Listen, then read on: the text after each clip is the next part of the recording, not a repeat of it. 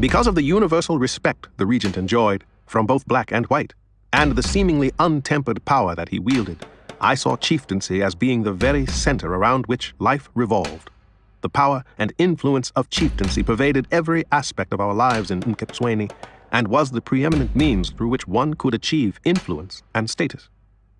My later notions of leadership were profoundly influenced by observing the regent and his court. I watched and learned from the tribal meetings that were regularly held at the Great Place. These were not scheduled, but were called as needed, and were held to discuss national matters such as a drought, the culling of cattle, policies ordered by the magistrate, or new laws decreed by the government. All Tembus were free to come, and a great many did, on horseback or by foot. On these occasions, the regent was surrounded by his Amapakati, a group of councillors of high rank who functioned as the regent's parliament and judiciary. They were wise men who retained the knowledge of tribal history and custom in their heads and whose opinions carried great weight.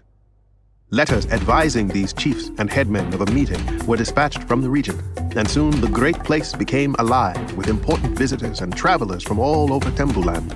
The guests would gather in the courtyard in front of the regent's house, and he would open the meeting by thanking everyone for coming and explaining why he had summoned them. From that point on, he would not utter another word until the meeting was nearing its end. Everyone who wanted to speak did so. It was democracy in its purest form. There may have been a hierarchy of importance among the speakers, but everyone was heard, chief and subject, warrior and medicine man, shopkeeper and farmer, landowner and laborer. People spoke without interruption, and the meetings lasted for many hours.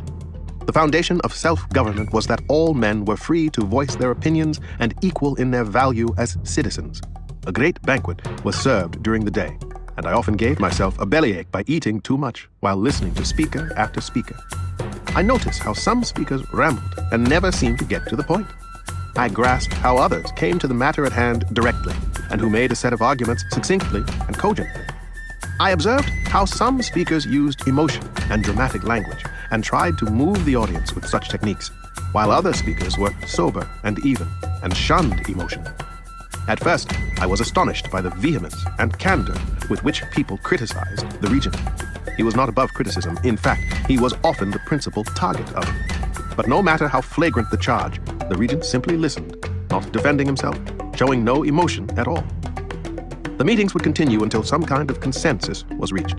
They ended in unanimity or not at all.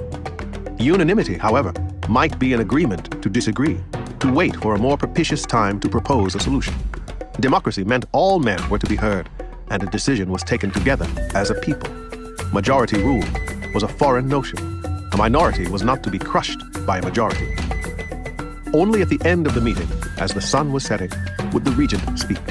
His purpose was to sum up what had been said and form some consensus among the diverse opinions. But no conclusion was forced on people who disagreed. If no agreement could be reached, another meeting would be held.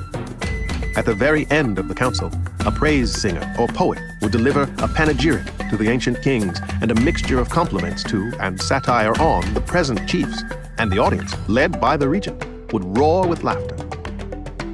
As a leader, I have always followed the principles I first saw demonstrated by the regent at the Great Place.